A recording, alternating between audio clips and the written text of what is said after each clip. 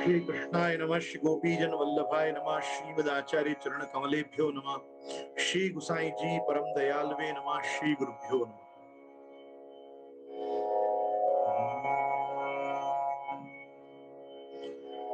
श्रुति स्मृति पुराणानाम् आलयम् करुणालयम् नमामि भगवत्पादम् श्रीवल्लभं लोकवल्लभम् वल्लभं विठ्ठलाचार्यं श्रीकृष्णं बादरायणम् सूत्रभाष्यकृतौ वन्दे भगवन्तव पुनः पुनः वल्लभाचार्य दिव्याज्ञा प्रतिवासर मुज्ज्वला दिगंत व्यापिनी भूया साहि लोकहितैषिणी सर्वदेश दशाकाले अव्याहत पराक्रमा वल्लभाचार्य दिव्याज्ञा वर्धतामभिवर्धताम्।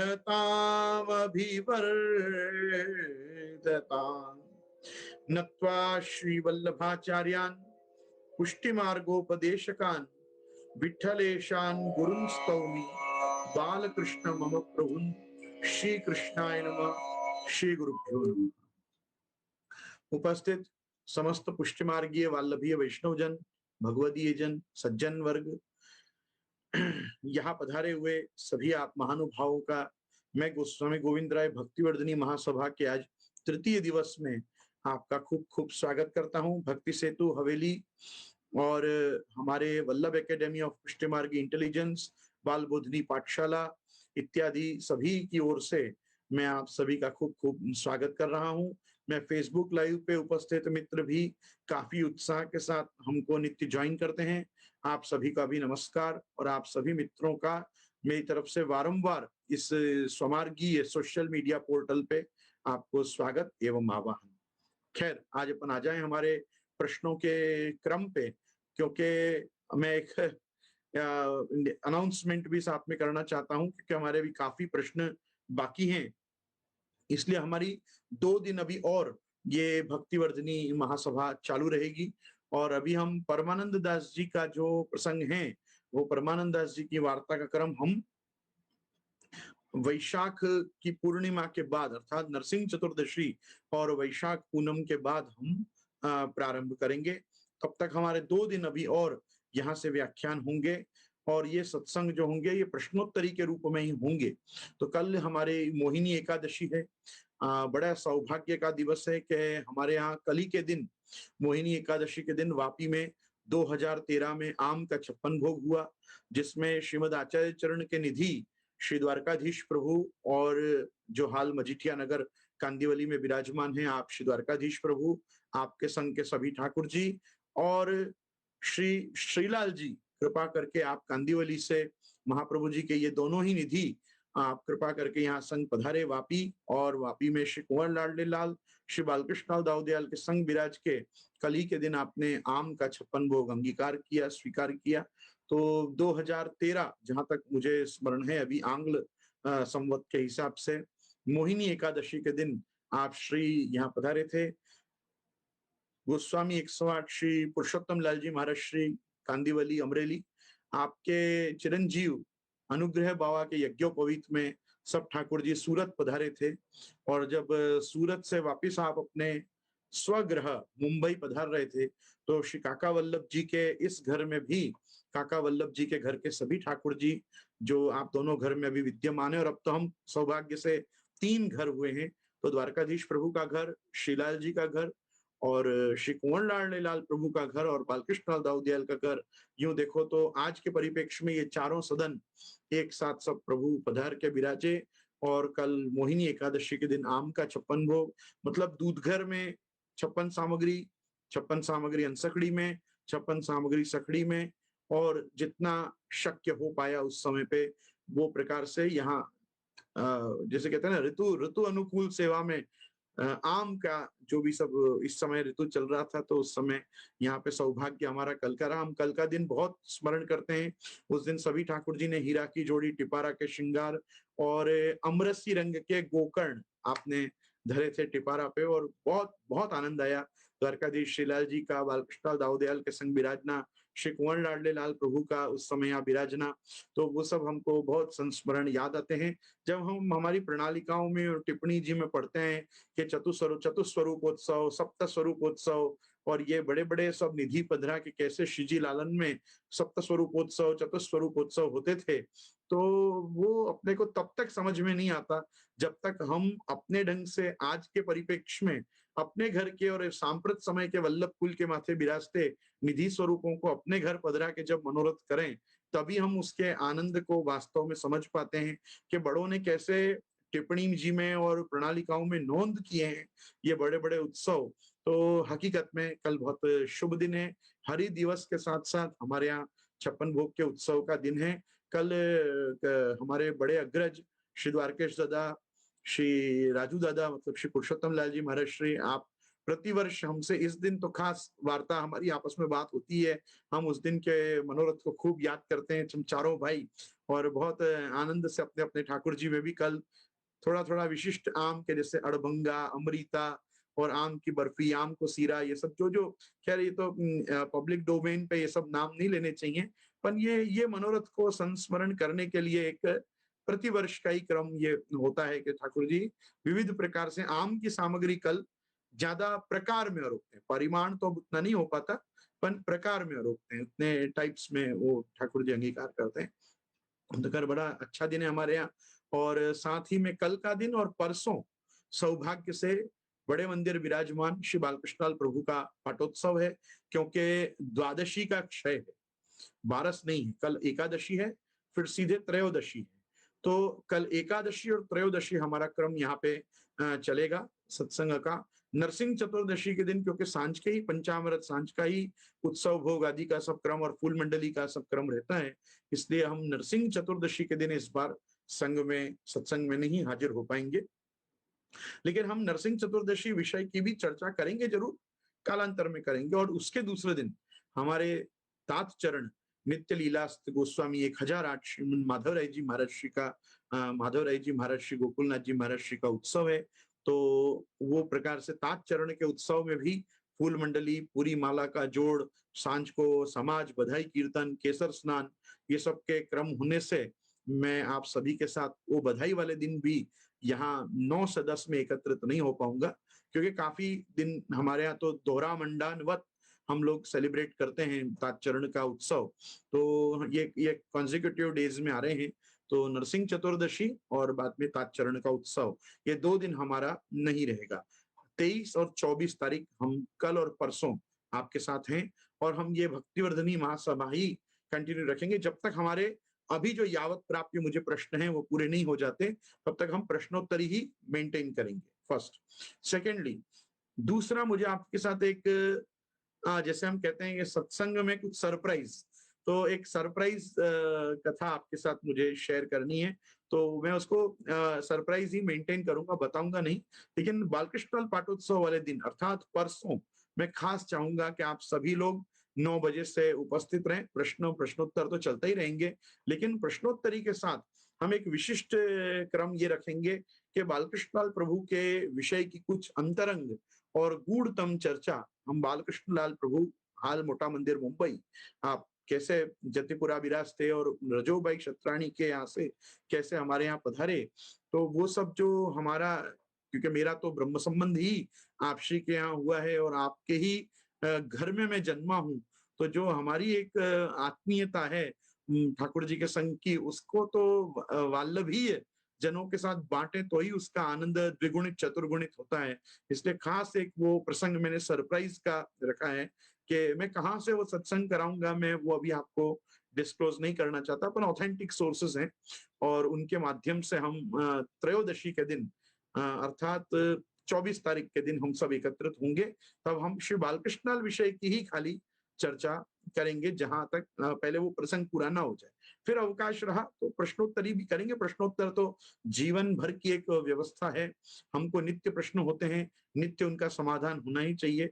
उसी प्रकार से आज भी काफी प्रश्न जो अपने पास विराज रहे हैं, उनमें देखो पहला प्रश्न आज का ये है कि एक वैष्णव ने विनती करी है, प्रमाण अने प्रमेय नो अर्थ समझावा विनंती।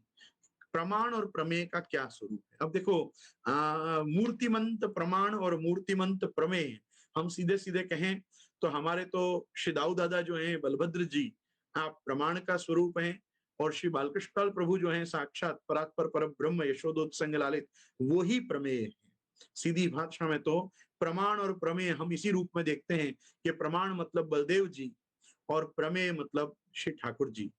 प्रमाण मतलब श्री गोपीनाथ जी और प्रमेय मतलब श्री गुसाई जी। ये हम सीधे अर्थ में ले सकते हैं।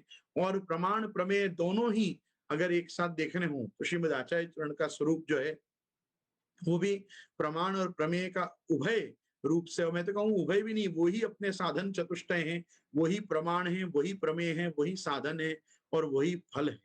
तो श्रीमद आचार्य चरण ही मार्ग में प्रमाण है, आपकी वाणी ही, और उन प्रमाणों से जो ज्ञेय पदार्थ है वही प्रमेय है। हम यदि इसको टेक्निकली वेदांत की भाषा में, न्याय की भाषा में ले जाएं, तो जिन सोर्सेस के थ्रू हम अपनी किसी बात को सिद्ध करते हैं उसको हम कहते हैं प्रमाण, जिसको इंग्लिश में कहते हैं प्रूफ।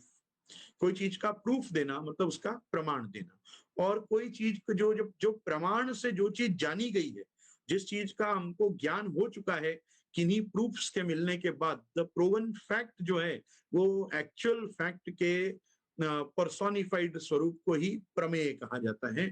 तो प्रमेय जो शब्द है वो अपने आप में प्रमाण से प्राप्त होने वाला जो पदार्थ है वो प्रमेय है, और एक वस्तु है प्रमाण। लेकिन अब प्रमाण प्रमेय इन सब की परिभाषा में शास्त्रीय ढंग से जाएंगे तो मुझे ऐसा लगता है समाज कंफ्यूज होता है। इसलिए हम सीधे सीधे कहते हैं कि श्री ठाकुर जी की लीला दाऊ जी बिना और दाऊ जी की लीला ठाकुर जी बिना क्यों नहीं चलती है, क्योंकि प्रमाण को प्रमेय की जरूरत है और प्रमेय को प्रमाण की आवश्यकता है। यद्यपि प्रमेय स्वयं सिद्ध होता है, प्रमेय एक समय पे स्वयं सिद्ध भी होता है। जैसे सत्य स्वरूप परमात्मा का जो एक सत स्वरूप है वो अपने आप में ही प्रमेय है।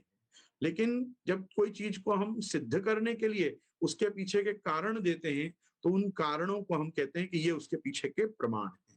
जैसे वेदादि शास्त्र जो है प्रमाण है, ये जितने भी हम जिनको प्रस्थान ग्रंथ कहते हैं, ये प्रमाणम तच्चतुष्टयम। ये प्रस्थान क्या है?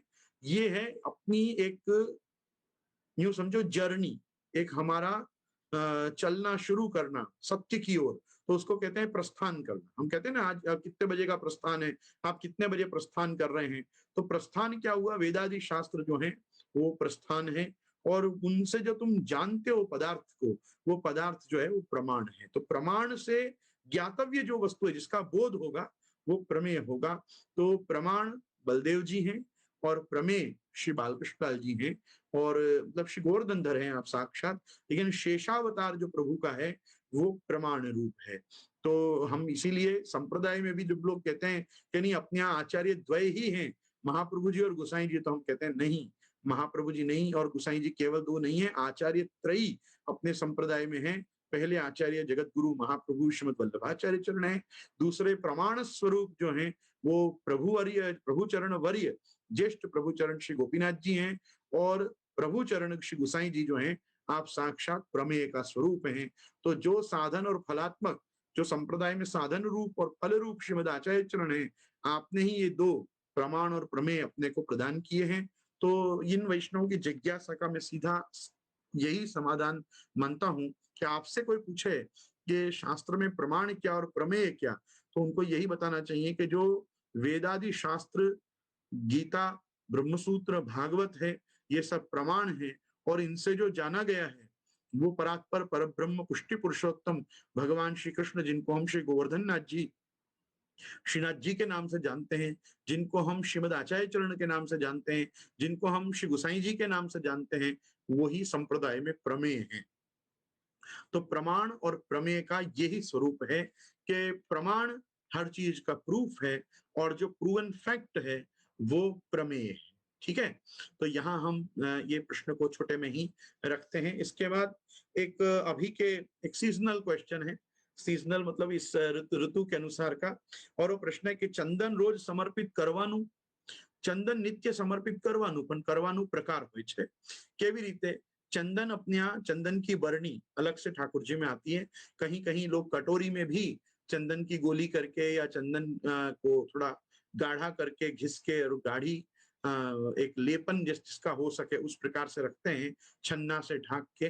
लेकिन सही क्रम तो चंदन की बरनी का ही है कि अभी राजभोग से लेके शयन पर्यंत, विशेष करके राजभोग में और शयन में ठाकुर जी के सन्मुख बीड़ाओं के साथ, बीड़ा के बंटा के साथ ये चंदन की बरनी, गुलाबदानी, सिंहासन पे करवड़ी और सिंगा और शैया मंदिर में कुंजा और मथनी, ये अपने यहाँ का खास क्रम है।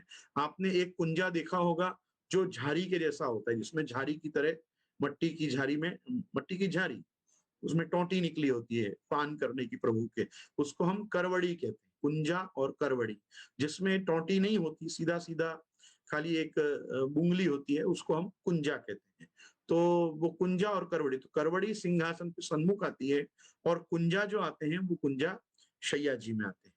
और शैया जी में जो कुंजा आते हैं उनके साथ एडिशनल कि प्रभु को अधिक दोपहर की गर्मी में कोई कंठ सूखे, मान लो ये जल कम पड़े, मृत्तिका के जो पात्र होते हैं वो खुद भी जल का शोषण थोड़े थोड़े पहले पहले दिनों में कर लेते हैं, तो प्रभु को जल कम पड़े तो वो भाव से अपने मथनी, और मथनी के ऊपर ग्लास, मतलब हमारे यहाँ तो उसको प्याला कहते हैं, प्याला।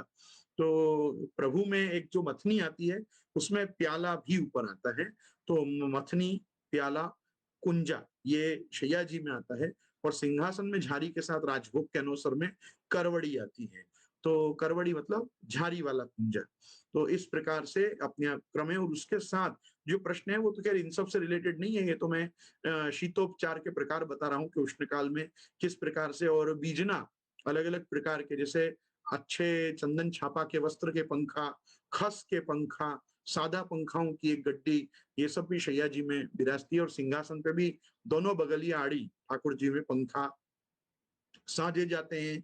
आजकल काफी धनाढ्य वैष्णव अपने अपने घर में ठाकुर जी में एसी लगवा देते हैं, और एसी लगवाने से समस्या बस यही होती है कि एसी चलाने के बाद ये सब चीजों से जो शीतलता ठाकुर जी को मिलती है उसका स्वरूप अपनी दृष्टि में गौण हो जाता है। अपने को लगता है कि एसी है तो सही, पर धीरे धीरे पंखा, वो खेचमा पंखा, ये सब चीजों का छिड़काव, ये सब क्रम धीरे धीरे बंद हो जाता है। आदमी सोचता है कि इतनी सुंदर ठंडक तो है, पर इसमें क्या होता है, गोपी जनों के आड़ी की जो सब सेवा है वो मार खाती है। तो तुम्हारी आधुनिकता में कोई भी प्राचीनता गड़बड़ानी नहीं चाहिए, इसका भी वैष्णव समाज को ध्यान रखना चाहिए।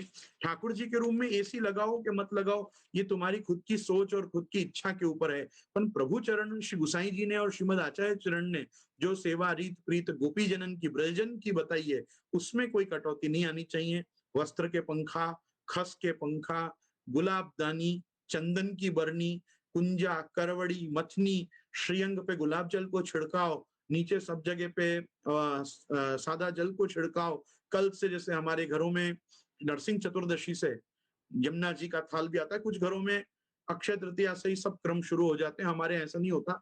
लालन के घर में कोई भी सीजन आने पर धीरे धीरे क्रम बढ़ते हैं, और कोई भी सीजन, कोई भी ऋतु पूरी होने पर धीरे धीरे क्रम घटते हैं। एकदम से ठाकुर जी में कोई चीज स्टार्ट नहीं करते, एकदम ठाकुर जी में कोई चीज बंद नहीं करते। हमारे यहाँ नरसिंह चौदस के दिन से श्री यमुना जी का थाल सन्मुख पधारता है, और यमुना जी के थाल में 21 प्रकार के छोटे बड़े खिलौना आते हैं, और बंगली आती है बीच में, बंगली में आसन होता है। और भावना यही होती है कि युगल स्वरूप जब विहार करें तो जमुना जी में ये बंगली में ये बुर्ज पे भी पधार के आप विराजें। तो ये सब इस समय पे उष्णकालीन शीतोपचार हैं। तो इनमें खास करके चंदन की बर्ड, अब देखो प्रश्न किसने ये है कि चंदन रोज समर्पित करवानु। अब समर्पण जो शब्द है ना, समर्पण का सीधा अर्थ होता है वहां साज देना, पधरा देना। तो हाँ, नित्य चंदन समर्पित करवानु। पण कोई पूछे कि श्रीअंग ऊपर धरावानु के नहीं, तो श्रीअंग के ऊपर धराने में तो जब ये रोहिणी तपेगी, अब इस बार तो नरसिंह चौदस से ही रोहिणी नक्षत्र आ जाएगा, तो जब सूर्य को रोहिणी नक्षत्र रहेगा तब श्रीअंग पे चंदन आता है, पर वो श्रृंगार विशिष्ट पे निर्भर करता है। जैसे कुल चंदन का वाघा किया हो, चंदन की चोली की हो, फूल के श्रृंगार लिए हो, कली के श्रृंगार लिए हो, तब श्रीअंग में आप चंदन धर के और फिर उसके ऊपर श्रृंगार का प्रकार होता है, और वो भी क्रम से चलता है। पहले टोपी के श्रृंगार आएंगे, फिर पाग के श्रृंगार आएंगे, फिर टिपारा और मुकुट आएंगे, फूल के सेहरा भी आ सकते हैं। तो ये सब जो प्रकार है, ये सब धीरे धीरे क्रम शुरू होता है। तो नित्य श्रीअंग में चंदन अक्षय तृतीया के अलावा जो श्री ठाकुर जी आप धरते हैं, वो सूर्य के रोहिणी नक्षत्र में आ जाने पर ही धरते हैं, तब तक नित्य श्रीअंग पे चंदन नहीं आता। मैंने पहले भी आपसे चर्चा की थी कि किन्हीं घरों में हमने सुना है कि जहाँ ठाड़े स्वरूप विराजते हैं, चतुर्भुज स्वरूप विराजते हैं, वहां कहीं कहीं पीठिका पे चंदन के लेपन का प्रकार सुना गया है। दर्शन तो हमने भी नहीं किए, लेकिन बहुत सुंदर क्रम हमको लगता है कि हाँ, आपकी कंदरा जो है, आपकी जो पीठिका है, उसमें चंदन का लेप होता है, वो भी सूर्य के रोहिणी में आने के बाद ही होता है, पहले नहीं होता। पहले एक दिन केवल अक्षय तृतीया पे ही श्रीअंग में चंदन धराने का क्रम है, वो भी वक्षस्थल, दोनों श्रीयस्थ और दोनों चरणारविंद। अब कुछ लोगों को हमने देखा भी है और सुना भी है, हमको बड़ा हंसी आता है, कुछ लोग यहाँ मस्तक पे चंदन धरा देते हैं।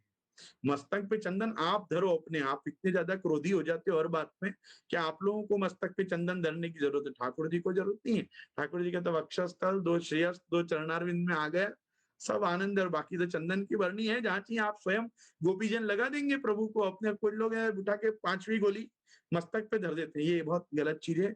बच्चा को ठंडी लग के कुछ और भी बच्चा के साथ हो सकता है, ये सब बड़े ने ये क्रम नहीं रखा। अच्छा, कितने लोगों को ऐसी आदत होती है कि वो मरवट की तरह, कमल पत्र की तरह रोज यहाँ चंदन धरा देते हैं। ऐसा ये सब भी क्रम जो है नहीं है। जिस दिन लिखा हो कि आज कमल पत्र होवे, उसी दिन ठाकुर जी में मरवट होती है। वो भी बहुत कम लोगों को पता है कि जो गौर स्वरूप होते हैं, लालन, मतलब जो, अभी ऐसा शब्द प्रयोग तो नहीं करना चाहिए, पर पंच धातु के या धातु में जो लालन के श्री विग्रह होते हैं, उनमें तो कस्तूरी के लेप का कमल पत्र होता है, और चंदन के कमल पत्र, केसर मिश्रित चंदन के कमल पत्र तो केवल श्याम स्वरूप को होते हैं। तो ये भी अब लोगों को नहीं पता है। पहले कस्तूरी की गोली रखते थे, उसको वो चंदन घिसने के छोटे छोटे पट्टा आते थे, उनपे घिसते थे, और जो कस्तूरी निकलती थी उसका लेप रूपन, तो शाही के रूप में, उससे गौर स्वरूप को कमल पत्र होते थे। तो कमल पत्र भी गौर स्वरूप में तो कस्तूरी का होता है, और उसमें आप चाहो तो केसर मिला सकते हो, लेकिन फिर वो और गर्म हो जाएगी। इसलिए ठीक है, जो कस्तूरी का होता है कस्तूरी का, वो सब ना मिले और कोई व्यक्ति केसर मिश्रित चंदन का करे तो उसमें कोई आपत्ति नहीं है। लेकिन जब कोई रीत पूछेगा तो रीत तो मैं पुरानी ही बताऊंगा कि भाई प्राचीन क्रम क्या है। तो गौर स्वरूप में कस्तूरी केसर के लेप का कमल पत्र, और श्याम स्वरूप में चंदन में केसर मिश्रित चंदन से कमल पत्र। ये जिस दिन कमल पत्र बड़े बड़े उत्सव पे लिखे हो, जैसे अभी श्रीमद आचार्य चरण के उत्सव पे कमल पत्र थे, रामनवमी पे कमल पत्र थे, जिस दिन है उसी दिन यहाँ पे ललाट पे भी प्रभु को चंदन आएगा, वो भी केवल कमल पत्र की रेखा के रूप में। तो ऐसा मर्यादा मार्गीय सब लालनों में या बड़े बड़े विग्रहों में सब क्रम देख के अपने को इतना उनसे प्रभावित नहीं हो जाना चाहिए कि मार्ग की परिपाटी छोड़ के अपन भी जहां देखो वहां चंदन ठाकुर जी में धरा दे। अपने यहाँ सब क्रम साजने का विधान है, सब चीज प्रभु के सन्मुख साज दो। प्रभु को जो करना होगा आप स्वयं श्री गोपीजन विराजी रहे, नित्य लीला में, सेवा में, अनवसर में आप करेंगे ही। तुम परोक्ष रूप में सब हो रहा है ये मान के ही चलो, प्रत्यक्ष जिस दिन अधिकार तुम्हारे होंगे तुमको भी दर्शन हो जाएगा कैसे होते हैं। परंतु चंदन की बरनी का ही क्रम है नित्य में। तो जब तक उष्णकाल चलेगा तब तक नित्य चंदन की बरनी आती है, गुलाबदानी आती है, कुंजा करवड़ी आते हैं, सब प्रकार के पंखा आते हैं। श्रीअंग का छिड़काव गुलाब जल का ही होता है, और सादा छिड़काव सादा जल का होता है। मथनी भी शैया जी में आती है छोटी सी, उसके ऊपर एक प्याला भी आता है। कुछ लोग छोटी छोटी लोटियां भी साजते हैं, पर प्राचीन क्रम प्याला का है। जैसे अपन लोग कैसे ग्लास से पानी पीते हैं, तो बहुत लोगों को ऐसा लगता है ठाकुर जी में ग्लास नहीं आता। ठाकुर जी में ग्लास आता है, लेकिन वो ग्लास स्टैंड वाला होता है, उसको हम कहते हैं प्याला। नीचे एक छोटा सा स्टैंड होता है, ऊपर ऐसा प्याला होता है। तो ये सब प्राचीन परिपाटी है। घर में आप एसी लगाइए, कूलर लगाइए, आप चाहें तो जो ढंग से आप शीतोपचार करना चाहें करिए, परंतु प्राचीन क्रम को डिस्टर्ब मत करिए। जो होता आया है उसको जरूर करिए, ठीक है। तो चंदन रोज समर्पित करवानु, हाँ समर्पित करवानु, धरावानु नहीं। धरावानु जे दिवसे विशिष्ट श्रृंगार अथवा मनोरथ लक्ष्य हो ए दिवस। अब एक प्रश्न है, अपने आप में बहुत सुंदर प्रश्न है, लेकिन बहुत कम लोग इसको समझेंगे कि ये पूछना क्या चाह रहे हैं। प्रश्न है, वैष्णवों को विष्णु सहस्त्र नाम का पाठ किस तरह करना चाहिए और उसके लिए शाप विमोचन जरूरी है क्या? उनका प्रश्न है कि विष्णु सहस्त्र नाम रोज करना चाहिए कि नहीं, किस तरह करना चाहिए, मतलब रोज करना चाहिए कि नहीं ऐसा नहीं पूछा ना, किस तरह करना चाहिए और क्या उसके लिए शाप विमोचन जरूरी है। देखो ऐसा है, मैं इस चीज का उत्तर आपको हाँ या ना में नहीं दूंगा, पहले मैं आपको समझाऊंगा कि ये प्रश्न के पीछे लॉजिक क्या है। एक वस्तु समझो, अगर ये प्रश्न पूर्ण रूप से पुष्टि मार्गीय वैष्णव का किया हुआ है, क्योंकि इसके साथ भी मुझे नाम नहीं आया, नहीं तो मैं जरूर समझ जाता कि कौन से देश और कौन से स्थान से किन व्यक्ति ने ये प्रश्न किया है। लेकिन ये प्रश्न ऐसा है कि वैष्णवों को विष्णु सहस्त्र नाम का पाठ किस तरह करना चाहिए और क्या उसके लिए शाप विमोचन जरूरी है। पहले एक वस्तु समझो कि भारतम सर्वशास्त्रेषु भारते गीतिका वरा विष्णु सहस्त्र नामानि ज्ञेयम पाठ्यम च तद्वयम। श्रीमन मध्वाचार्य जी, मेरे को जहां तक स्मरण है, ये वाक्य जगत गुरु श्रीमन मध्वाचार्य जी का है। वो ऐसी आज्ञा करते हैं कि भारतम सर्वशास्त्र, सभी शास्त्रों में महाभारत सर्वश्रेष्ठ है। वो ऐसा क्यों कहते हैं? क्योंकि महाभारत शास्त्र अपने आप में त्रैवर्णिकों से इतर जो अन्य समाज के वर्ग हैं उनके भी उद्धार के लिए लिखा गया। मतलब जैसे श्रीमद् भागवत से भी हम ये चीज को समझें तो स्त्री शूद्रा द्विज बंधुनाम त्रयी ना श्रुति गोचरा इति भारतमाख्यानम कृपया मुनिना कृतम। महामुनि वेद व्यास ने, कृष्ण द्वैपायन बादरायण वेद व्यास जी ने महाभारत किन के लिए लिखा? स्त्रियों के लिए, शूद्रों के लिए और द्विज बंधुओं के लिए। द्विज बंधु मतलब जैसे वो क्षत्रिय और वो वणिक, वो क्षत्रिय और वो वणिक जिनका यज्ञोपवीत नहीं हुआ है, नहीं हो पाया है, जहाँ जो लोग व्रात्य हो चुके हैं, जिनको अब समय निकल गया है संस्कार का, लेकिन उनको अभी भी शास्त्र अध्ययन करना है, उनको अभी भी वेदादि शास्त्र के तात्पर्य को जानना है, तो उनके लिए महामुनि ने कृपा करके महाभारत लिखा है। महाभारत को पंचम वेद भी बताया गया है, शास्त्रों में उसको पांचवा वेद कहा गया है। मतलब उसमें सबका अधिकार है। जिन लोगों को वेदादि शास्त्र मतलब वेद उपनिषद ये पढ़ने के भी अधिकार पहले जिनके नहीं थे, उनके लिए भी महाभारत सुलभ था। आपको याद हो, वैष्णवों को तो खास याद होना भी चाहिए कि जिस समय जगत गुरु वल्लभाचार्य चरण ने, श्रीमद आचार्य चरण ने जिस समय पर पद्मनाभ दास जी को मना कर दिया कि तुम वृत्त्यर्थ भागवत जी मत करो, मतलब कोई भी प्रकार से भागवत जी कथा जगह जगह जाके तुम मत सुनाओ और उससे वृत्ति मत करो, उससे अपनी आजीविका उपजीवी उससे एकत्र तो मत करो। तब बाद के प्रसंगों में पद्मनाभ दास जी अगर कहीं जाते तो गुरु आज्ञा थी कि भागवत जी कहीं सुना के उसकी दक्षिणा नहीं लेना, तो उस जगह पे एक महाभारत की कथा सुनाते। और वहां पद्मनाभ दास जी के चरित्र में इतनी अच्छी बात आती है कि पद्मनाभ दास जी को इतना कॉन्फिडेंस होता था कि मैं जब कथा सुनाऊंगा तो इतना वीर रस उत्पन्न होगा कि ये सब क्षत्रिय आपस में लड़ने लग जाएंगे, महाभारत के प्रसंगों को सुन सुन के तो उत्तेजित हो जाएंगे। तो वहां वार्ताकार लिखते हैं पद्मनाभ दास जी की वार्ता में कि पहले ही सबके हथियार छुड़ा लेते, तो सबके हथियार बाजू में रखवा के और फिर महाभारत की कथा सुनाते, जिससे वीर रस उत्पन्न हो पे एक दूसरे पे प्रहार ये लोग ना कर दें। मतलब इतनी प्रगाढ़ता के साथ, अपनी तत्परता के साथ वो महाभारत सुनाते थे। तो पहले ये तो अब जाके इतना श्रीमद भागवत जी होने लगा, कि पहले इतना नहीं था। भागवत जी सुनने वाले बड़े बड़े व्रती और तपोनिष्ठ लोग हुआ करते थे। आप सब मेरे से जो वय में बहुत बड़े बड़े लोग यहाँ बैठे हैं उनको तो याद होगा, पहले भागवत जी 2 समय में होती थी। मतलब भागवत जी की जब कथा होती तो एक सुबह का सत्र होता था और एक मध्याह्न काल के बाद का सत्र होता था। और शास्त्रियों के पास इतना बोलने का मैटर होता था, ये आज की तरह गाना बजाना नहीं होता था इतना, कि वो बेचारे आग्रह रखते थे कि 2 बार के सत्र में, मतलब आज की तारीख में हम कहें ना तो 14 दिन की भागवत होती थी। जो आज 7 दिन की भागवत जी हो रही है वो 14 दिन की भागवत जी होती थी। मतलब 7 दिन में सुबह सांझ के 2 सत्र में 3-3 घंटा, मतलब 6 घंटा व्यास जी प्रतिदिन बोलते थे। और आज 6 घंटा में 1 घंटा भी व्यास जी नहीं बोलते, बैंड बाजा ही बोलते रहते हैं। तो ये जो हमारे शास्त्रों की और समाज की सम्मिलित बैंड बजाई जा रही है, ये परिस्थिति पहले नहीं थी। पहले लोग भागवत जी से इतर भी गीता जी भी सुनते थे, महाभारत भी सुनते थे, पद्म पुराण, विष्णु पुराण आदि भी सुनते थे। पर मालूम नहीं क्या हुआ, ये सब पुराणों के श्रवण का आज खाली मरे बाद लोग गरुड़ पुराण जरूर सुनते हैं और सुनवा देते हैं दूसरों को, उसमें भी खुद तो बैठते नहीं, खुद तो रोने धोने में लगे रहते हैं और दूसरे लोग गरुड़ पुराण, वो बेचारा शास्त्री पढ़ता है, शास्त्री सुन लेता है, शास्त्री रो लेता है, जिनके नाम पे रोना होता है। एक भागवत जी से इतर मैं कहीं किसी पुराण की कदर देख रहा हूं तो एक गरुड़ पुराण की कदर हो रही है, बाकी सबका तो बंटाधार हो गया। खैर, अपना प्रश्न ये नहीं था। अपना प्रश्न तो ये है कि विष्णु सहस्त्रनाम, अब विष्णु सहस्त्रनाम की उत्पत्ति काय में से है? विष्णु सहस्त्रनाम की उत्पत्ति महाभारत में से ही है। तो महाभारत के अनुशासन पर्व में ये भीष्म जी के द्वारा युधिष्ठिर जी को पूरा उपदेश है, ऐसा वैशंपायन ऋषि अपने को बता रहे हैं। तो ये जो इसमें युधिष्ठिर के 6 प्रश्न हैं, उन 6 प्रश्न के समाधान के रूप में भीष्म पितामह जो हैं वो पूरे विष्णु सहस्त्रनाम जो उनने ऋषि मुनियों से सुना उसको वो देते हैं युधिष्ठिर राजा को। तो इस प्रकार से विष्णु सहस्त्रनाम की उत्पत्ति हुई है। तो मध्वाचार्य जी के मार्ग में तो ये नियम उन्होंने रखा था कि भारतम सर्वशास्त्रेषु, सब शास्त्रों में महाभारत सर्वश्रेष्ठ है और भारते गीतिका वरा, और महाभारत में भी सबसे श्रेष्ठ क्या है? भगवद वाणी है, भगवद गीता है।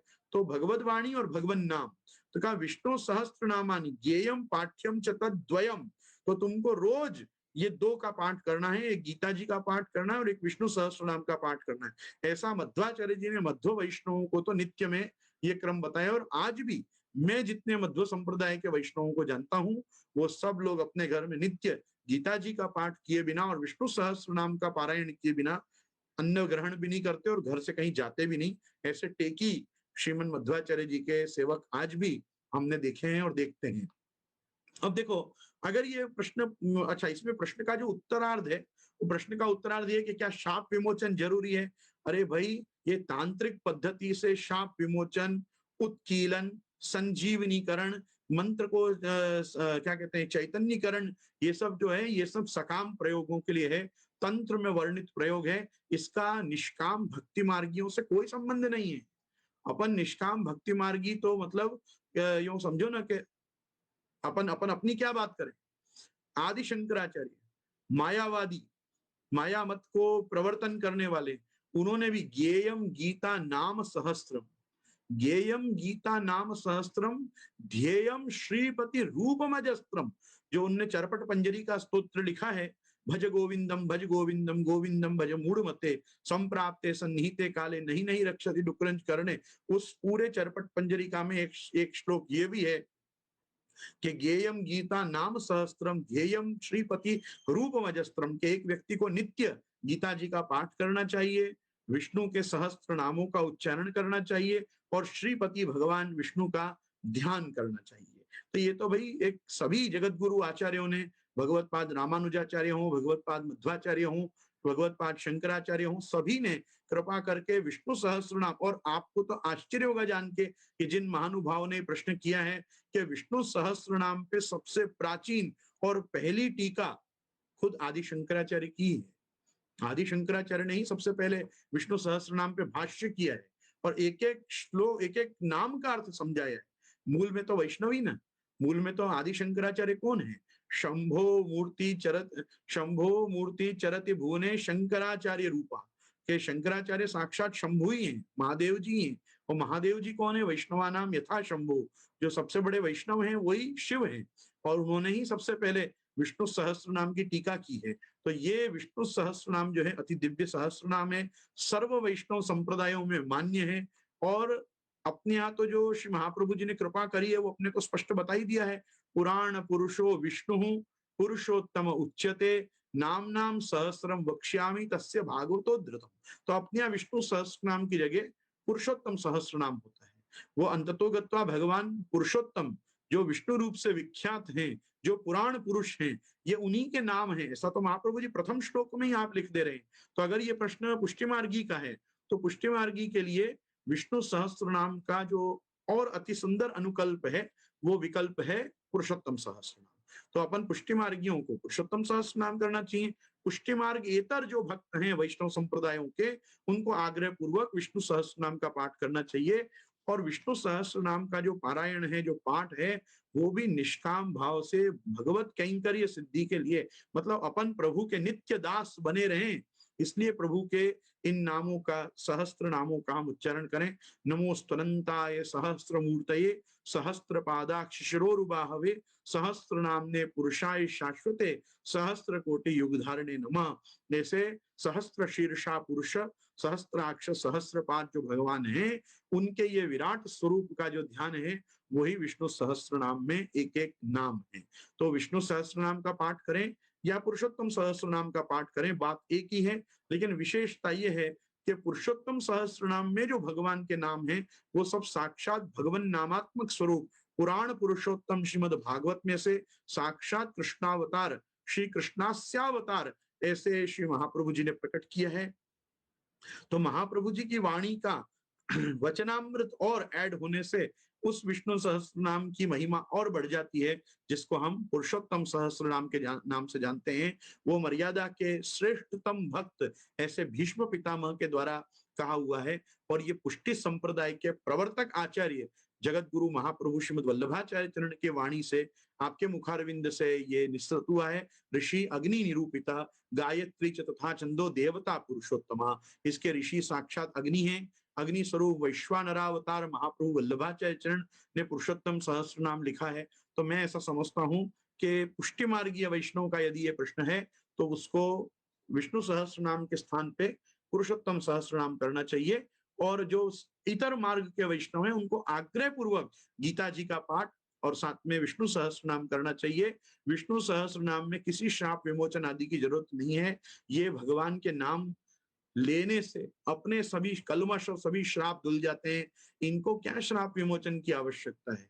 तो मुझे तो ऐसा लगता है कि भगवान के नाम ले रहे हो और भगवान के नाम का तो कैसा फल देखो। बाल रक्षा स्तोत्र जो है अपने आप, पूतना के मोक्ष के बाद, पूतना के वध के बाद जो गोपी जनों ने ठाकुर जी का एक एक पहले तो गोमूत्र का प्रोक्षण किया, गाय की पूंछ ठाकुर जी पे फिराई और बाद में ठाकुर जी के नामों से ही जो ठाकुर जी का रक्षण किया, वो पूरा 10वें स्कंद के 6ठे अध्याय में हमको प्राप्त होता है, जिसको लोग बहुत लोग बाय मिस्टेक लोग उसको पूतना कवच कहते हैं। वो पूतना कवच नहीं है, एक्चुअली उसका नाम है पूतना कवच। होता तो पूतना मरती क्यों? पूतना तो मारी गई। अविद्या पूतना नष्टा गंधमात्रा विशिष्यता। तो ये जो है वो बाल रक्षा स्तोत्र है। बाल रक्षा स्तोत्र में छल्ले बहुत सुंदर ढंग से ये कहा गया है कि अव्यादजोंग्रिम मणिमांस्तव जानवथोरों से वो शुरू होता है और बाद में सारे गिनाए गए जितने प्रकार के उत्पात होते हैं, तो वो सब जो महोत्पाता वृद्ध बाल ग्रहाश्रय सर्वे नश्यन्तु ते विष्णु नामक ग्रहण बीरवा। कोई भी प्रकार के जो उत्पात अपने मेरे बच्चे पे हो रहे हों, इस बच्चे पे हो रहे हों, तो वो विष्णु के नाम लेने से वो सारे उत्पात शांत हो जाएं। तो कहने का मेरा तात्पर्य यह है कि विष्णु का नाम लेने से तो विष्णु के माथे होते उत्पात भी शांत हो जाते हैं।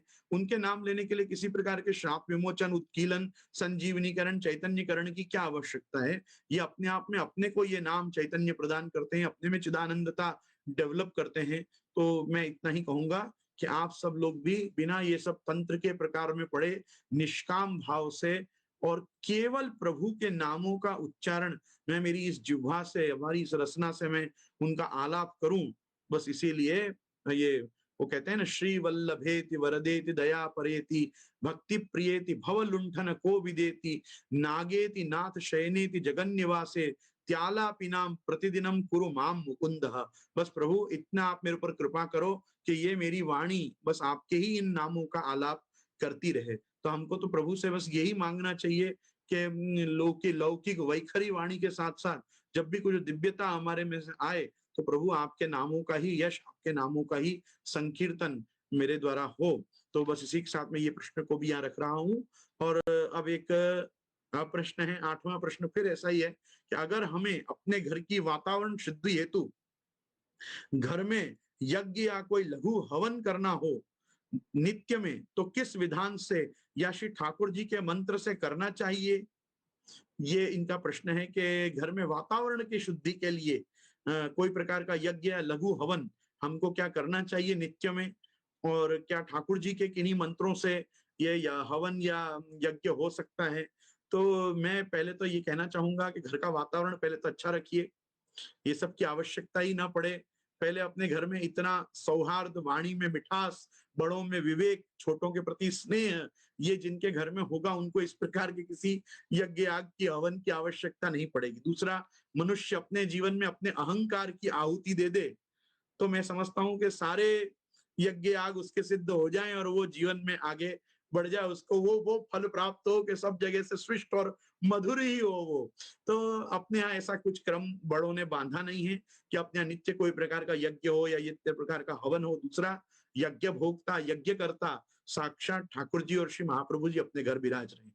जब ठाकुर जी स्वयं ही घर विराज रहे हैं तो यज्ञ पुरुष साक्षात अपने माथे विराज रहे हैं। अयम यज्ञो भुवनस्य नाभि, प्रभु कहते हैं कि मैं पूरे भुवन की जो नाभि है, पेट जो है, उदर जो है, वो मैं ही हूं और वो यज्ञ रूप से मैं ही हूं। और भगवान ही तो कहते ब्रह्मार्पणम ब्रह्म हविर ब्रह्माग्नौ ब्रह्मणाहुतम ब्रह्मैव तेन कंतव्यम, ब्रह्म कर्म समाधिना को मानने वाले हम लोगों को नित्य होम हवन आदि की क्या आवश्यकता है। दूसरा, भगवत सेवा अपने आप में यज्ञात्मक कर्म है। भगवत सेवा ही अपना यजन है, भगवत सेवा ही अपना यज्ञ है।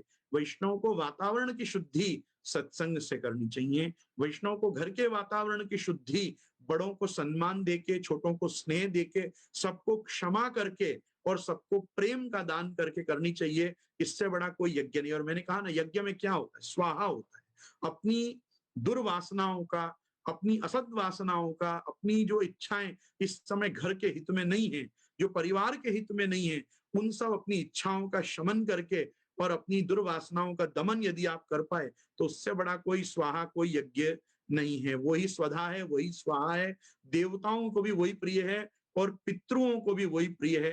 तो पितृओं को और पितृओं से भी बड़े ऐसे हमारे पितृरूपी वासुदेव जनार्दन प्रियताम यदि कुछ करना है, तो पितृस्वरूपी वासुदेव जनार्दन प्रियताम यदि कुछ करना है तो मैं समझता हूं अपने घर को ही इतना अच्छा बनाओ कि आपके घर आके दूसरों को ऐसा लगे कि ऐसा वातावरण में मेरे घर में रखूं। इसके लिए कोई होम हवन आदि से वातावरण की शुद्धि ठीक है, वो समय समय पे होगी। और अपने यहाँ तो नित्य, नैमित्तिक और काम्य, इसमें काम्य कर्म तो वर्जित ही है। काम्य कर्म तो अपने को करने ही नहीं है। हाँ, नैमित्तिक होम हवन आदि है, ग्रह शांति आदि जो प्रकार है, वो अपने घर में जब भी यज्ञोपवीत हो, विवाह हो, नए घर में हम प्रवेश करें, वास्तु शांति हो, उसके साथ ग्रह शांति आदि हो ही जाती है। दूसरा, आप एक बहुत इंटरेस्टिंग बात इस प्रश्न के अनुसंधान में सुनिए, आपको आनंद आएगा। जब हम कहते हैं नवग्रह, नवग्रह, नवग्रह शांति, तो ग्रह में अपन ग्रह कैसे लिखते हैं, वो र की रेफ यूं मारते हैं, ग पे रकार की रेफ यूं आती है। और जब हम ग्रह बोलते हैं, ग्रह हमारा घर, तो ग्रह में रेफ यूं आती है, उल्टी कृष्ण की तरह आती है। कृष्ण में जो र आता है वो आती है, बराबर। तो एक ग्रह शांति अलग है और एक ग्रह शांति अलग।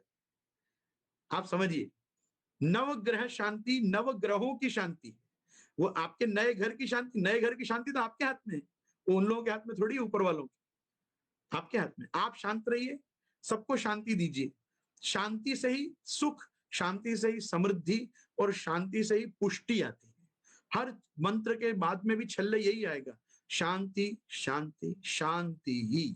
जब आदमी का चित्त वृत्ति शांत है, मनोवृत्ति शांत है, अपनी ऐसी इच्छा ही कोई नहीं है प्रबल कि जिससे हमारे कारण किसी को कोई दुख हो, द्वेष हो, तो मुझे लगता है वातावरण इससे अच्छे करने में और क्या और एडिशन होगा। तो यहाँ पे प्रश्न है, अगर हमें अपने घर की वातावरण शुद्धि हेतु घर में यज्ञ या कोई लघु हवन करना हो, मत करो। घर को अच्छा रखो, घर में सबसे बड़ा यज्ञ स्थापित करो कि आपके घर ठाकुर जी विराजें और आप जो राजभोग का थाल सानो, वही बस सबसे बड़ा आपकी आहुति हो आपकी तरफ से। देखो, आहूत शब्द का मतलब क्या होता है, किसी को बुला के कुछ देना, आवाहन करके कुछ देना, उसको कहते हैं आहुति। अपन ठाकुर जी को पधराते हैं, ठाकुर जी अपने घर पधारते हैं, ठाकुर जी विराजते हैं, ठाकुर जी अपनी सेवा लेते हैं। ये यज्ञ नहीं है, ये सबसे बड़ा यज्ञ है, क्योंकि इस यज्ञ में आपको बहुत चीजों का भोग देना है। आप बहुत लौकिक अटेंड नहीं कर पाओगे, आप बार बार भार्गव नहीं जाओगे, आप हर समय ठाकुर जी को नहीं छोड़ पाओगे, हर सूतक पिंडरू आप नहीं सुन पाओगे, आपको सबसे बचना पड़ेगा। अपने को लौकिक से बचा के आपको अलौकिक को साधना पड़ेगा। ये सबसे बड़ा यज्ञ है। आदमी घर से बाहर नहीं निकल पाता है, आदमी बार बार बोलता है ठाकुर जी छोड़ीने क्या जाऊं, तमे लोग जाओ फरी आओ, तमे लोग बधु करी आओ। वडील लोगों का नेचर आप देखो, हमेशा जो घर के बड़े होते हैं वो कहते हैं मैं ठाकुर जी छोड़ के नहीं जाऊंगा, मैं यहाँ हूँ, ठाकुर जी के पास मैं हूँ, तुम लोग करियो, मैंने बहुत किया, अब तुम लोग सब लौकिक साधो। तो जो अलौकिक साधने वाला व्यक्ति है वो सबसे बड़ा यज्ञ कर रहा है। तो मैं कहता हूं कि आप ठाकुर जी की सेवा रूपी 1-2 दिन के वातावरण की शुद्धि का यज्ञ क्यों करते हो? हमेशा जीवन भर अपने घर का वातावरण अच्छा रहे वो ढंग का यज्ञ करो। और सबसे पहले तो यहाँ प्रश्न किया है ना, ठाकुर जी के मंत्रों से हवन करना चाहिए कि ठाकुर जी के मंत्रों से हवन नहीं, होम कर्म के मंत्र ही अलग होते हैं। जिन चीजों के प्रति पीछे नमः आता है वो मंत्र ही न, वो मंत्र शांति कर्म के मंत्र कहलाते हैं, जिनके पीछे नमा आता है। जिनके पीछे स्वाहा शब्द आता है वो स्वाहा वाले ही होमात्मक होते हैं। जैसे जो स्वधा वाले होते हैं उनमें पितृ कार्यों के लिए आता है। तो ऐसे हर चीज के नमः, स्वाहा, स्वधा, वषट, वौषट, फट, ये बहुत सारी चीजें हैं जो तंत्र में वर्णित हैं, यज्ञ याग के विधान में वर्णित हैं, कि जो अलग अलग कर्मानुपाति की जाती है। मैं पुनश्च कहूंगा कि यज्ञ पुरुष भगवान श्री कृष्ण आपके यहाँ विराज रहे हैं।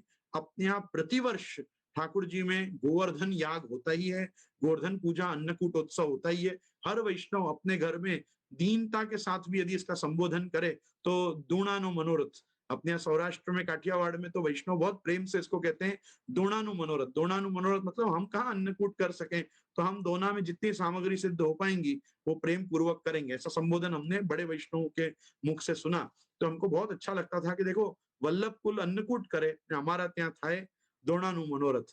तो ऐसा वो बोलते थे प्रेम में, तो हमको वो प्रेम का संबोधन बहुत पसंद आता था वैष्णवों का। तो आजकल तो वैष्णव भी सब अन्नकूट करने लग गए, तो बहुत अच्छी बात, करो, सबको ही आज्ञा है, कोई आपत्ति वाली बात नहीं है, पर उसमें दास धर्म और दीनता नहीं झलकती। दीनता कब झलकती है, जब कहे कि मेरे यहाँ दोना का मनोरथ है, तो हम भी समझ जाते हैं दोना का मनोरथ मतलब खाली खाली खाली दोना थोड़ी साजेगा, अन्नकूट करेगा ही।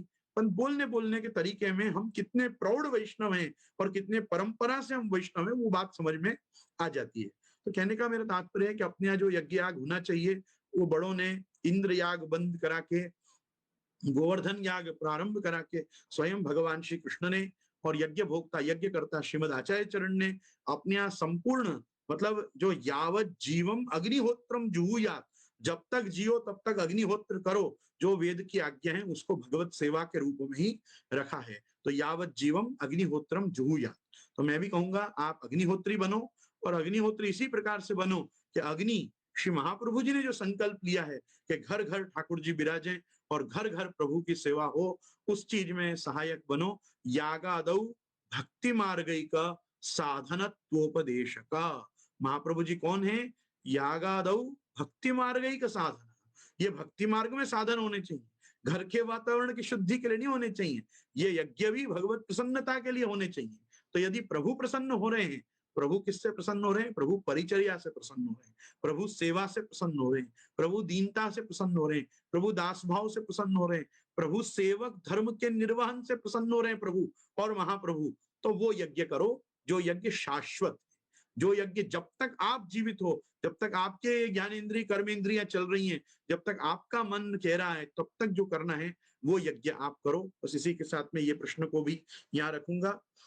एक 9वां प्रश्न है यहाँ पे, वैष्णवों को अगर संपूर्ण शरीर में मुद्रा धारण करना संभव न हो तो मुख्य कौन सी मुद्रा धारण करनी चाहिए। यद्यपि ये प्रश्न तिलक मुद्रा छापा आदि के लिए है, लेकिन मैं तो कहूंगा आज के समय में व्यक्ति को मौन की मुद्रा धारण कर लेनी चाहिए। सबसे पहले चुप रहना चाहिए।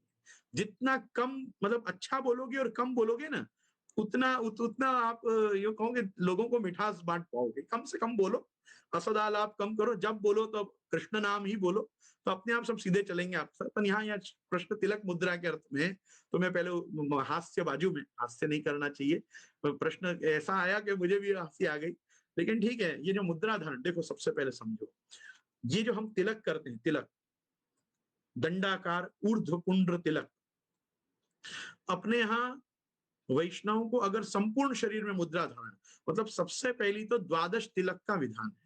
अच्छा, द्वादश तिलक भी पूरे 12 के 12 तिलक ये दंडाकार नहीं होते। आचार्य चरण सर्वनिर्णय निबंध के साधन प्रकरण में और उसकी खुद की प्रकाश टीका में भी महाप्रभु जी आप स्वयं आज्ञा करते हैं, दंडाकारम ललाटे स्यात्, पद्माकारम तो वक्षसी, वेणुपत्र निभम बाह्योर अन्य दीपाकृति भवेत। दंडाकारम ललाटे स्यात्। माथे पे जब आदमी तिलक करे तो तिलक दंडाकार हो, 2 दंडा ऊपर जाने चाहिए। सछिद्र ऊर्ध्व पुंड्र, यही प्राचीन परंपरा से अपने यहाँ माना गया है। पदच्युतम भी नहीं होना चाहिए, नीचे से खंडित तिलक नहीं होना चाहिए, नीचे से भी तिलक बद्ध ही होना चाहिए हमेशा। तो एक चीज समझिए कि सबसे पहले तो ललाट पर तिलक हमेशा होना चाहिए। दूसरा, पद्माकारम तो वक्षसी, एक बड़े कमल के पद्म पुष्प, जैसे ठाकुर जी श्रीहस्त में कमल धारण कैसा करते हैं, वैसा एक बड़ा कमल के जैसा वक्षस्थल पे आना चाहिए, क्योंकि हृदय कमल होना चाहिए अपना, जहां प्रभु विराजे तो कमल। और वेणुपत्र निभम बाह्योर, मतलब जो बांस के पत्ते होते हैं, बांस के पत्ते कैसे आकार में जाते हैं, वैसे लंबे लंबे 2 तिलक भुजाओं पे होने चाहिए।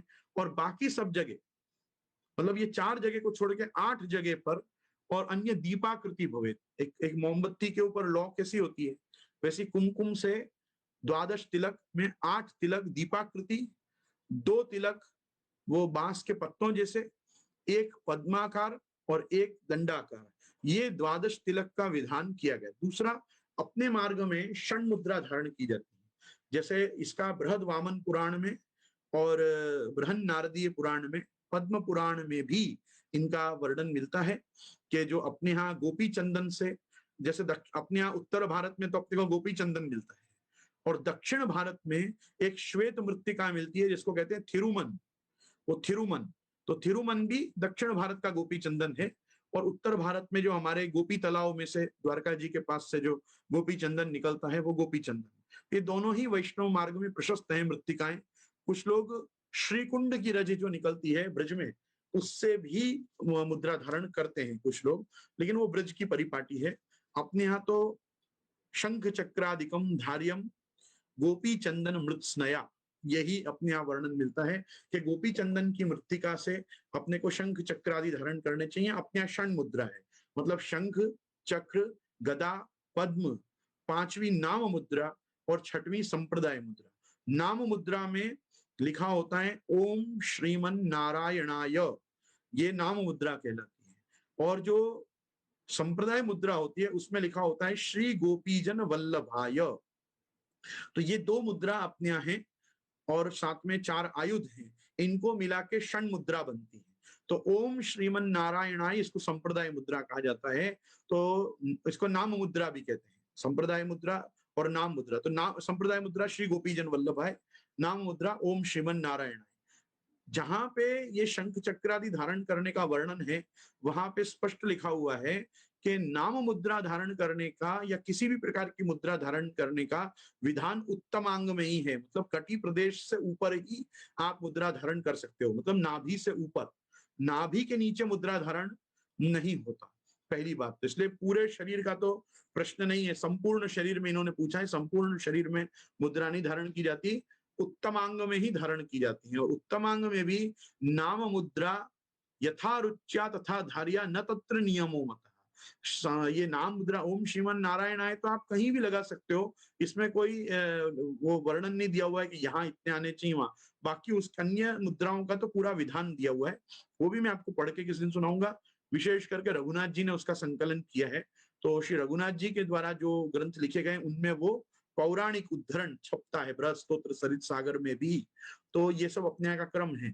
दूसरा, जब से अंगरखी आई संप्रदाय में, ये अंगरखी मतलब बंडी, ये बंडी पहनने का विधान, अंगरखी का संस्कृत नाम है अंगरक्षिका। ये अंगरक्षिका का अपभ्रंश होके प्राचीन शब्द बना अंगरखी, और अंगरखी के बाद इसका नाम पड़ गया बंडी। तो ये जब से धोती और बंडी, तो बंडी आई तब से अपने यहाँ उत्तरीय चला गया, मतलब उपरना जो लोग पूरा ओढ़ के पहनते थे वो उपरना चला गया और लोग बंडी पहन के सेवा करने लगे, क्योंकि नंदराई जी और वृषभान जी और सभी गोप ब्रज में बंडी पहनते थे। ये बंडी संप्रदाय में क्यों आई है? ब्रज भक्तों में जो जेंट्स ब्रज भक्त हैं उनके भाव अनुरूप आई है। मतलब नंदराई जी, नंद, उपनंद, वृषभान जी, गोप, ग्वाल, सखा, ठाकुर जी के सब, ये सब क्या धरते थे? बंडी धरते थे, अंगरखी धरते थे। तो अंगरक्षिका जब से आई तब से 12 तिलक में से सभी कंठ के नीचे के तिलक आदि और मुद्रा आदि, ये सब का क्रम धीरे धीरे गौण हो गया, और एक केवल ललाट पे ही तिलक का क्रम रह गया। और जो ललाट पे तिलक का क्रम है उसमें पद्म मुद्रा, पद्म मुद्रा के ऊपर नाम मुद्रा, और नाम मुद्रा के बाद जितनी जगह बचे उसमें संप्रदाय मुद्रा धारण करने का विधान है।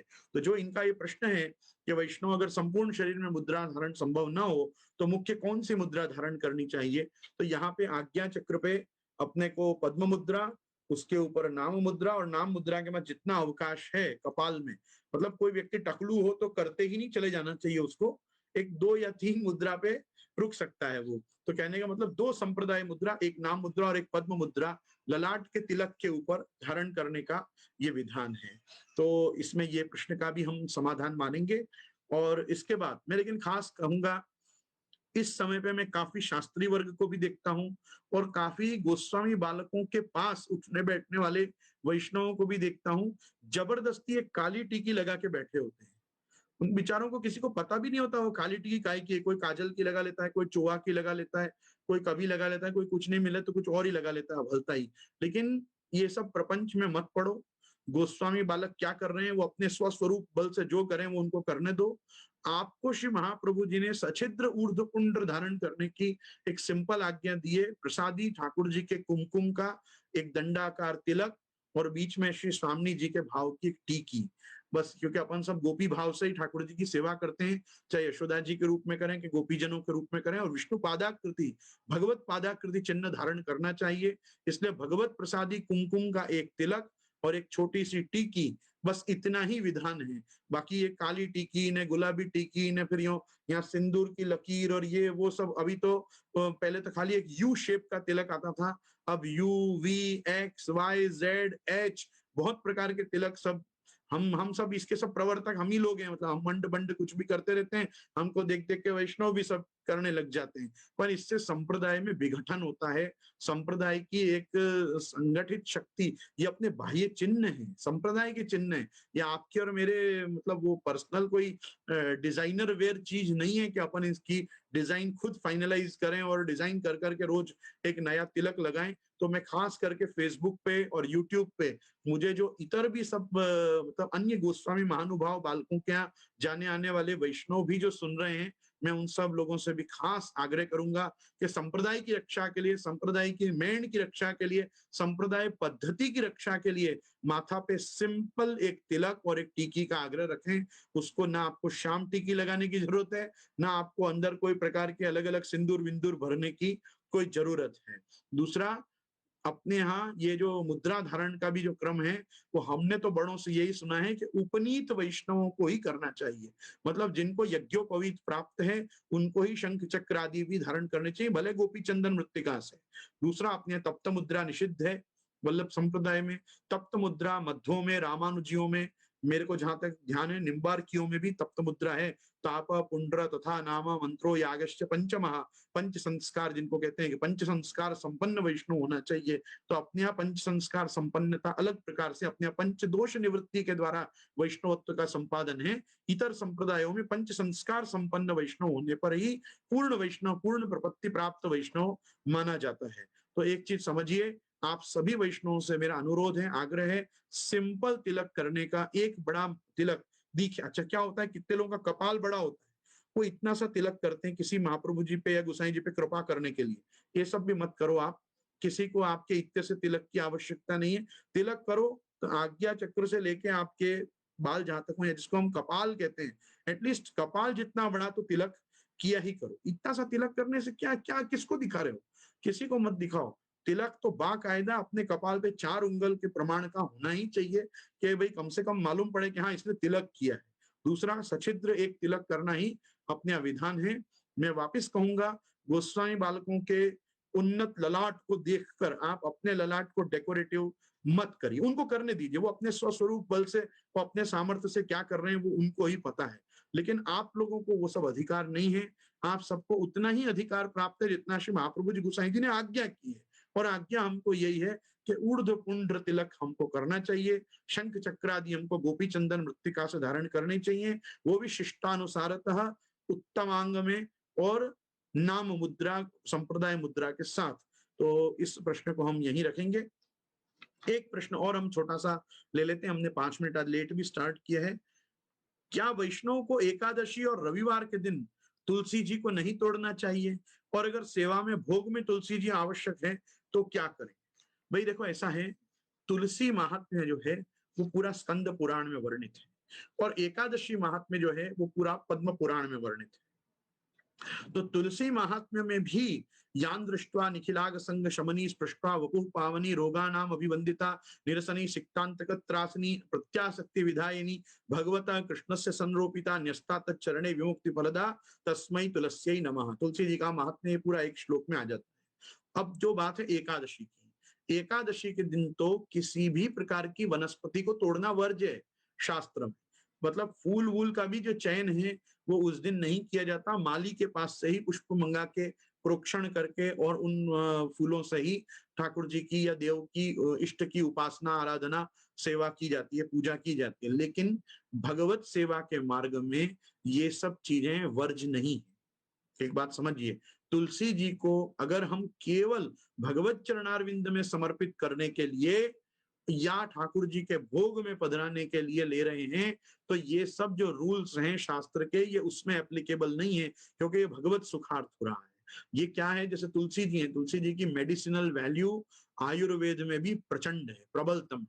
तो तुलसी जी को तोड़कर उसका औषधि के रूप में प्रयोग करना, कोई प्रकार का काढ़ा बनाना, कोई प्रकार का पिष्ट पेषण तैयार करना, इन सब चीजों के लिए रविवार के दिन और एकादशी के दिन, ये दोनों ही दिन तुलसी जी को तोड़ना निषेध माना गया है। तो वो किस अर्थ में किया गया है? हमको अपने उपयोग, अपने प्रयोग में यदि तुलसी जी को लेना हो तो ये सब कंडीशन शास्त्र के अप्लाइड हैं। भगवत सेवा के लिए ये नहीं है। ऐसा है, बहुत से क्रम कितनी बार ऐसे होते हैं कि जो सूर्योदय से पहले लेने पड़ते हैं। कितने क्रम ऐसे होते हैं कि जो सूर्यास्त होते होते या सूर्यास्त के बाद भी होते हैं। और अगर किसी को आकस्मिक तुलसी जी की आवश्यकता पड़े तो कभी कभी उसको तब भी, मतलब सूर्योदय से पूर्व और सूर्यास्त के बाद भी कभी तुलसी जी का चयन करना पड़ता है। तो वो हकीकत में तो नहीं करना चाहिए, पहले ही करके रख लेना चाहिए। पर मान लो कोई कारणवशात रह भी गया हो तो हम उसको भगवत सेवार्थ कर सकते हैं। करना चाहिए नहीं, कोशिश यही करनी चाहिए कि जब समय है तभी पहले तुलसी जी का चयन करके पधरा के रख लें, दल अलग कर लें, पत्ता अलग कर लें, और दल और पत्ता का ही तो सेवा में उपयोग होता है। और ज्यादातर लोग पत्ते का प्रयोग माला जी के लेकर। अब जैसे माला जी कैसी चीज है कि इतनी हार्ड एंड फास्ट नहीं है, आप उस जगहों पे कोई अन्य हरी पत्ती लेकर भी माला जी कर सकते हैं। इसलिए मैंने विशेष कहा भगवत चरणारविंद में समर्पित करने के लिए और भोग में पधराने के लिए, मतलब राजभोग अथवा उत्सव भोग, केवल दो ही समय तो तुलसी जी आती है। या तो उत्सव भोग में तुलसी जी आती हैं या राजभोग में आती हैं। पुष्टि मार्ग में प्रत्येक समय के भोग में तुलसी जी नहीं आती, जैसा मर्यादा मार्ग में होता है। अपने यहाँ एक ही समय है तुलसी जी का, राजभोग धरते समय। तो वो उस समय के लिए अगर आप तुलसी जी को रविवार के दिन अथवा एकादशी के दिन भी तोड़ रहे हैं तो उसमें अपराध नहीं है।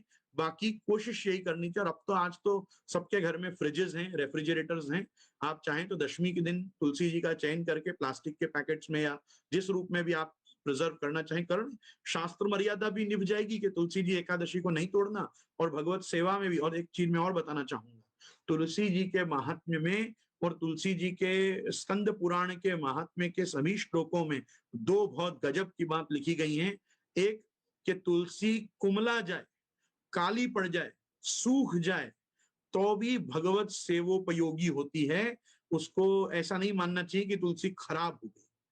शास्त्र में उसकी निंदा है। शास्त्र में तुलसी जी को खराब मानना, इसकी निंदा की गई है। सूखी तुलसी भी समर्पित की जा सकती है, पहली बात। दूसरी, तुलसी जी का एक विशेष गुण यह है कि यदि आपने ठाकुर जी को चरणारविंद में समर्पित की और आपने वापस उसको वड़ी करके खासा कर ली ना अगर, तो वापस शुद्ध हो जाती है और दूसरे दिन आप उसको वापस चरणारविंद में समर्प सकते हो। ये शास्त्र मर्यादा में इसका प्रोविजन दिया हुआ है कि तुलसी जी अपने आप में प्रसादी नहीं होती, वो नित्य भगवत प्रिया है।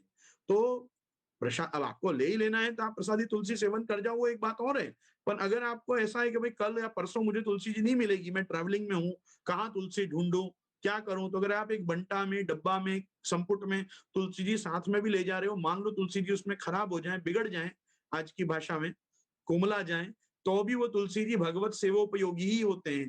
तुलसी जी में कभी कोई प्रकार का दोष नहीं होता। अपने मार्ग में केवल मंजरी के साथ दल न आए, उतना ध्यान रखा जाता है कि दल बिना मंजरी के हों।